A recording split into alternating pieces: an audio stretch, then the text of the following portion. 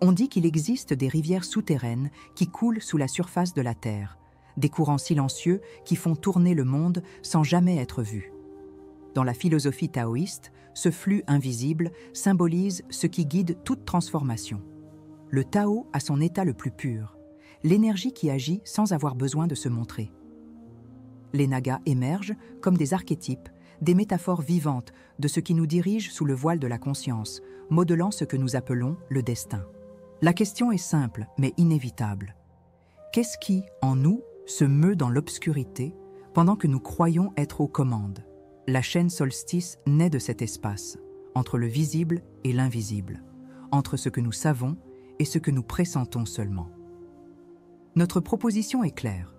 Transformer le contenu spirituel en savoir applicable qui servent de miroir pour la connaissance de soi et la maturation intérieure. Les nagas, figures serpentines issues des traditions hindoues et bouddhistes, sont bien plus que des êtres mythologiques. Ils incarnent l'énergie latente, la puissance cachée dans les profondeurs de l'inconscient. Leur forme, mi-humaine, mi-serpent, reflète le dilemme fondamental de l'être humain, la lutte constante entre l'instinct et la conscience. En comprenant ce symbole, nous comprenons aussi le mouvement de l'esprit, qui doit plonger dans l'ombre pour renaître à la lumière. Ce n'est pas une histoire de religion, mais de psychologie archétypale et de sagesse intemporelle. Une ancienne légende raconte qu'un naga gardait le savoir des eaux. On dit qu'un roi, poussé par la soif de pouvoir, tenta de s'emparer de cette connaissance par la force et perdit tout ce qu'il possédait. La leçon est structurelle. La connaissance profonde ne se révèle pas à celui qui cherche à la dominer, mais à celui qui apprend à écouter le silence. Ce même schéma se répète aujourd'hui, lorsque nous essayons de maîtriser la vie par l'information, sans percevoir que l'essentiel ne se trouve pas à la surface des données, mais dans la profondeur de l'expérience. Ce contenu s'adresse à ceux qui sentent qu'un mouvement souterrain agite leur raison. Une inquiétude, un appel à comprendre le sens caché des choses. À ceux qui comprennent que la spiritualité n'est pas une fuite, mais une méthode de perception. Et aussi à ceux qui pressentent que le chaos actuel, émotionnel, social et écologique, est le reflet du déséquilibre entre le visible et l'invisible. Les nagas offrent la carte de cet équilibre, l'art de réconcilier ce qui a été séparé. En regardant cette vidéo, vous ne découvrirez pas seulement les nagas, vous reconnaîtrez un schéma qui vit encore en vous. Chaque concept, chaque image est une invitation à la pratique de la conscience, apprendre à se mouvoir comme le serpent, avec souplesse, précision et présence. Ce que les anciens appelaient sagesse mystique peut aujourd'hui être compris comme un code psychique de transformation. Comprendre cela n'est pas une curiosité, c'est une question de survie spirituelle dans un monde saturé de distractions. Alors, si quelque chose dans cet appel résonne en vous, restez, respirez, écoutez et plongez. Les nagas ne se révèlent pas à ceux qui observent de loin, mais à ceux qui osent descendre dans les eaux de leur propre inconscient. C'est un chemin de retour, non vers le passé, mais vers la nature essentielle de la conscience. Abonnez-vous à Solstice, laissez votre like et restez connectés à ce voyage de connaissance et de présence. Ici, chaque mythe est une clé. Et chaque clé ouvre une porte déjà présente en vous. En 1931, des archéologues britanniques découvrirent, sur les rives du Mékong, une série de statues submergées représentant des serpents humains entrelacés dans des gestes d'offrande. Au départ, on crut qu'il s'agissait de simples ornements religieux, mais quelque chose dans les proportions et la précision des sculptures révélait une intention plus profonde. Les inscriptions, presque effacées par l'eau, mentionnaient les gardiens du savoir qui dorment sous le courant. Cette découverte provoqua un certain malaise dans le milieu académique. Pourquoi une culture représenterait-elle la connaissance comme quelque chose qui vit dans les profondeurs, invisible, silencieuse et pourtant essentielle à l'harmonie du monde? Une nouvelle nécessité émergea, comprendre les nagas comme des codes d'un langage symbolique. Le serpent, dans ce contexte, n'est pas une menace, mais un schéma de sagesse ancienne, la traduction de l'énergie qui circule sous les formes figées de la réalité. Le fleuve qui recouvre les statues est le même élément qui les préserve, tout comme l'inconscient conserve les fragments oubliés de l'esprit humain. Cette relation entre oubli et mémoire constitue le premier point de tension. Ce qui semble perdu est souvent ce qui maintient la structure vivante. Le naga, gardien des eaux, est aussi le porteur du secret que l'homme moderne tente de rationaliser. Dans chaque civilisation, on retrouve une variation de ce même motif. Le serpent comme véhicule du savoir interdit, du feu volé, de la vérité brûlante.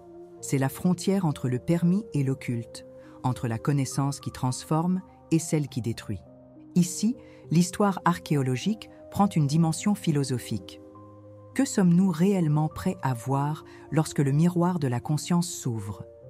Le serpent qui habite le sous-sol n'est ni bon ni mauvais. Il est simplement le principe qui soutient l'équilibre. Lorsqu'il est réprimé, il devient poison. Lorsqu'il est reconnu, il devient force vitale. Cette ambiguïté est le cœur de la pensée orientale, particulièrement du taoïsme, qui nous enseigne que l'harmonie ne naît pas de la suppression des contraires, mais du flux entre eux. L'eau où vivent les nagas symbolise précisément cela, le mouvement continu entre ombre et clarté. Les images submergées deviennent alors des métaphores de l'esprit humain. Chaque couche d'eau représente une profondeur de la conscience. En descendant, l'observateur rencontre ce qui a été refoulé, oublié ou craint, et en remontant, il revient avec une nouvelle forme de perception. Cette structure narrative, si présente dans les mythes asiatiques, reflète un schéma universel d'apprentissage. Toute transformation exige une plongée dans l'inconnu. Il nous rappelle que la connaissance ne s'acquiert pas, elle s'éveille, que le véritable pouvoir ne se prend pas, il s'intègre. L'histoire du Mékong devient ainsi une métaphore vivante de nos propres eaux intérieures, des territoires où le savoir repose jusqu'à ce que le silence l'appelle. Chaque symbole, chaque serpent, chaque courbe du fleuve est une invitation à percevoir l'invisible qui ordonne le visible. Si vous êtes arrivé jusqu'ici, c'est qu'il y a quelque chose dans ce récit qui a touché une mémoire ancienne, peut-être une intuition endormie. Continuez à suivre la vidéo et laissez ce voyage symbolique se déployer en vous. Dans les prochaines minutes, nous explorerons comment les nagas révèlent non seulement une cosmologie orientale, mais aussi une carte précise de l'inconscient humain, une cartographie intérieure qui bat encore dans les profondeurs de ceux qui cherchent à comprendre leur propre éveil. Dans notre quête moderne d'équilibre, nous essayons de contrôler le chaos comme on tente d'emprisonner l'eau entre ses mains. Plus on serre fort, plus elle s'échappe. Cette logique de domination produit l'effet inverse, anxiété, épuisement et une sensation permanente de désorientation. Comme le roi de l'histoire du naga, nous insistons pour arracher la connaissance de force, sans percevoir que le mouvement naturel de la vie est réceptif, non imposé. Chercher à apaiser l'inconfort intérieur par la productivité, la distraction ou l'excès d'information ne fait qu'amplifier le bruit. Le corps se raidit, l'esprit se fragmente et le silence, base même de l'intuition, disparaît. La philosophie taoïste nous enseigne que le flux ne se rétablit que lorsque nous cessons de lutter contre lui. Pourtant, la culture contemporaine a transformé l'introspection en faiblesse et le repos en culpabilité. Nous cherchons l'équilibre à travers la performance, alors que l'équilibre est, en soi, une suspension. Cette contradiction engendre un cycle de tension permanente. Nous voulons la sérénité, mais nous cultivons des habitudes qui la sabotent. C'est le même paradoxe que les anciens décrivaient en parlant des nagas. La force vitale devient destructrice lorsqu'elle est mal dirigée. Le problème ne réside pas dans l'énergie, mais dans la tentative de la contenir. Pour rompre ce schéma, nous proposons une pratique encore peu connue, appelée « attention interoceptive ». L'exercice consistant à percevoir les signaux subtils du corps avant qu'ils ne deviennent émotions ou pensées. La neuroscience contemporaine confirme que cette perception affinée, associée à la méditation somatique, rééquilibre le système nerveux et réduit la réactivité émotionnelle. Il s'agit d'une méthode simple mais profonde, apprendre à écouter le corps comme un fleuve qui murmure. Lorsque l'esprit se tourne vers l'intérieur, il réorganise le flux de l'attention et rétablit le dialogue avec l'inconscient, ce même territoire symbolique où résident les nagas. Cette pratique exige toutefois un autre type de discipline. celle de ne pas intervenir immédiatement. Observer sans interpréter, ressentir sans réagir, reconnaître sans corriger. Cela semble simple, mais c'est une révolution dans un monde qui mesure la valeur à la vitesse. L'interoception active le cortex insulaire, la zone du cerveau responsable de la conscience corporelle et de l'empathie, transformant ainsi notre manière de réagir aux stimulations extérieures. Lorsqu'on applique cette technique de manière constante, la tension entre le visible et l'invisible commence à se dissoudre et le corps apprend à signaler avant le collapsus, prévenant l'excès avant qu'il ne s'installe. Ignorer ces signaux, en revanche, entraîne des effets secondaires considérables. L'accumulation de microstress modifie l'équilibre hormonal, diminue la concentration et entretient un sentiment de déconnexion. C'est l'équivalent moderne du mythe du naga emprisonné. Lorsque l'énergie vitale est réprimée, elle se retourne contre nous sous forme de symptômes. Le corps parle quand la conscience n'écoute plus. Les solutions rapides, pilules, distractions, mantras de productivité, ne font que refouler le problème, approfondissant le fossé entre sentir et penser. L'équilibre n'est donc pas un point d'arrivée, mais un dialogue continu entre perception et présence. L'attention interoceptive rend à l'esprit l'humilité de l'apprenti. Chaque respiration devient une clé qui ouvre le sous-sol de l'être. C'est un processus à la fois scientifique et symbolique. Il active le système parasympathique, réduit le cortisol et, en même temps, éveille la conscience du mouvement intérieur. Tout comme les nagas gardent les os de l'inconscient, le corps garde la mémoire de ses courants. Lorsque nous réapprenons à ressentir avant de penser, nous retrouvons le point où l'instinct et la raison se réconcilient, le centre silencieux d'où naît toute transformation. Essayez maintenant, pendant la vidéo, un bref instant de pause. Fermez les yeux, sentez le poids de la respiration et percevez le point précis où l'air touche le corps. Aucun effort, aucun objectif, seulement la présence. C'est dans cet espace que les nagas dorment, attendant le retour de la conscience. Si ce concept vous a touché, laissez en commentaire la phrase « Je choisis d'écouter les eaux avant que le fleuve ne déborde ». Ce sera votre marque symbolique d'engagement envers l'équilibre qui commence à l'intérieur. La pratique de l'attention interoceptive peut être comprise comme un pont entre le savoir ancestral et la science contemporaine. Sur le plan physiologique, elle amplifie la communication entre le système nerveux central et les organes internes, rétablissant ainsi l'intégration entre le corps et la conscience. Sur le plan symbolique, elle reflète le principe taoïste du retour, le mouvement qui ramène les choses à leur origine naturelle. Lorsque nous observons le corps avec présence, sans le juger, nous accédons au même territoire que les textes anciens décrivent comme les eaux profondes de l'être. Ainsi, l'exercice du ressenti devient une forme de méditation en mouvement, où la perception remplace l'effort et l'écoute remplace le contrôle. La pratique agit sur l'axe qui relie perception et émotion. En entraînant l'esprit à reconnaître les sensations subtiles, elle empêche l'accumulation inconsciente de tensions qui se manifestent souvent par l'anxiété ou l'impulsivité. L'interoception est donc une manière d'éduquer le système émotionnel, en créant un espace entre le stimulus et la réponse. Un concept fondamental également dans le bouddhisme, où la liberté intérieure naît de la conscience de l'instant. Celui qui ressent avant de réagir interrompt le cycle de la souffrance, car il reconnaît l'émergence des émotions avant qu'elles ne deviennent des comportements. C'est la base scientifique de ce que les maîtres appelaient la voie du milieu. L'eau symbolise l'inconscient, mais aussi le milieu par lequel la vie se renouvelle. Cette image représente la fonction réparatrice de la conscience corporelle. Ce qui s'écoule se purifie, ce qui stagne se corrompt. Lorsque nous ressentons pleinement le corps, nous faisons circuler l'énergie vitale, le ki dans le taoïsme, le prana dans la tradition védique. Cette circulation dissout les blocages physiques et émotionnels, redonnant à l'organisme son harmonie dynamique. Il ne s'agit pas de mysticisme, mais d'un principe d'autorégulation que la neuroscience commence à démontrer. Conscience et vitalité avancent ensemble, comme le fleuve et son lit. La pratique nous enseigne un paradoxe essentiel. Pour s'élever, il faut d'abord descendre. La descente dans les eaux du corps est l'équivalent symbolique du voyage du héros intérieur.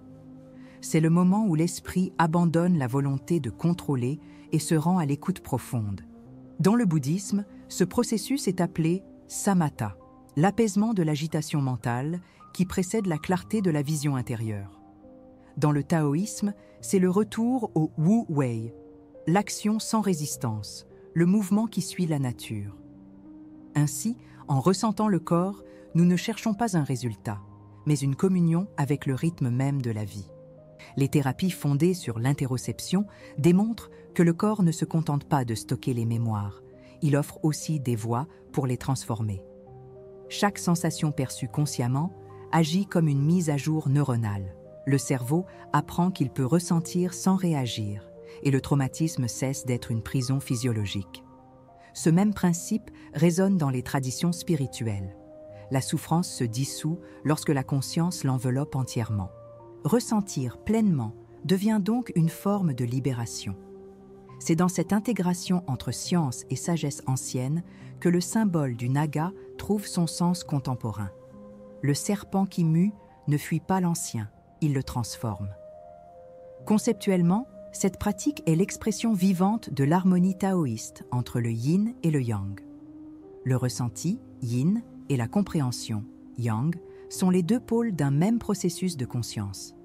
Lorsqu'ils sont séparés, ils créent un déséquilibre. Le ressenti sans compréhension mène à la confusion, et la compréhension sans ressenti mène à la rigidité. L'interoception réconcilie les deux. Tout en observant, elle accueille. Tout en analysant, elle permet. Cet équilibre dynamique est ce que le taoïsme appelle le te, la vertu naturelle qui émerge lorsque la vie s'exprime sans entrave. Dans cet état, le corps cesse d'être un objet et redevient un instrument de sagesse. En dernière analyse, la pratique est un retour à la simplicité, non à l'ignorance, mais à l'intelligence primordiale qui précède la pensée. Tout comme les nagas habitent les eaux entre le monde visible et l'invisible, la conscience interoceptive habite le seuil entre le biologique et le spirituel. Ressentir est le premier acte de connaissance et connaître est le prolongement du ressenti. En intégrant ces dimensions, l'être humain retrouve l'unité qu'il avait perdue en se fragmentant entre esprit et corps. Voilà la véritable alchimie intérieure, transformer l'expérience en compréhension et la présence en sagesse silencieuse. À la fin de tout voyage de connaissance, ce qui demeure n'est pas la réponse, mais le silence qu'elle révèle. Les nagas, gardiens des eaux intérieures, nous rappellent que la sagesse ne consiste pas à conquérir le mystère, mais à l'habiter avec sérénité. Toute tentative de comprendre l'invisible est, en essence, une manière de revenir à l'origine, le point où l'esprit cesse l'effort et où l'être se laisse simplement porter. Tout comme le fleuve ne demande pas à la mer où il doit se jeter, la conscience mûre ne cherche pas une destination, seulement une direction. Le véritable fruit de ce parcours est de comprendre que l'équilibre n'est pas un état, mais un rythme. En suivant ce contenu, vous avez cheminé à travers des symboles, des récits et des pratiques qui, au fond, parlent d'une seule chose, l'art d'être présent. Comprendre les nagas, c'est reconnaître que ce qui paraissait extérieur, le serpent, l'eau, le souterrain, a toujours été une métaphore du corps et de l'esprit eux-mêmes. Celui qui observe le mouvement intérieur sans hâte apprend que la connaissance de soi ne se conquiert pas, elle se découvre. Et dans cette découverte, quelque chose se déplace. Le monde cesse d'être une énigme à résoudre et devient un espace d'observation continue. Dans le taoïsme, on dit que celui qui sait ne parle pas et celui qui parle ne sait pas. Cette phrase n'invite pas au silence littéral, mais à la contemplation profonde. C'est dans l'intervalle entre deux pensées que la sagesse se manifeste, comme l'espace entre les vagues qui permet à l'océan de respirer. L'apprentissage ne réside pas dans l'accumulation d'idées, mais dans la perception du moment où elles se dissolvent. Ainsi, chaque pause, chaque respiration consciente devient une porte ouverte sur la perception du réel. Ce qui semblait une technique devient un mode d'être. Le bienfait caché de ce parcours est simple. En comprenant les schémas de l'esprit, l'être humain recommence à ressentir le corps comme un temple et le silence comme un maître. Les traditions anciennes ne nous demandent pas la foi, mais la présence. Elles nous rappellent que la transformation ne vient pas de l'effort, mais de la permission. Le serpent mue parce qu'il fait confiance au processus. L'eau coule parce qu'elle ne résiste pas. L'éveil est donc un retour à la confiance naturelle dans le mouvement de la vie. Rien n'a besoin d'être ajouté. Tout est déjà en cours. La question finale, laissée ouverte, est aussi une invitation à la contemplation. Si le véritable savoir est celui qui se meut dans le silence, qu'est-ce qui, en vous, tente encore de parler plus fort que le flux? Cette question n'appelle pas de réponse, seulement une écoute. Et c'est dans cette écoute que le symbole des Nagas accomplit son rôle, non comme mythe, mais comme méthode. Chaque fois que l'esprit s'apaise, le corps enseigne. Chaque fois que la respiration s'approfondit, le temps ralentit. C'est dans cet espace que le visible et l'invisible se rencontrent. Sur le plan de la conscience, rien ne se conclut, tout continue. La non-conclusion est la forme la plus pure de la sagesse, car elle maintient le mouvement vivant. De même que le fleuve renaît à chaque courbe, la pensée se renouvelle lorsqu'elle cesse de s'attacher aux rives. Le contenu que vous venez de suivre n'est qu'une introduction à ce flux. Un rappel que comprendre n'est que le premier pas, mais que demeurer conscient est le véritable chemin. La pratique ne s'achève pas avec la vidéo. Elle commence dans le silence qui la suit. Laissez dans les commentaires ce qui a émergé de votre plongée. Une image, une sensation, une phrase qui a résonné. Partager fait partie de l'apprentissage, mais s'écouter est le véritable acte de présence. Laissez cette réflexion résonner sans hâte, comme un son qui se dissout dans l'eau. Continuez à suivre notre voyage sur la chaîne Solstice et, surtout, suivez le vôtre. Car ce que vous cherchez vous observe déjà, silencieusement, depuis l'intérieur.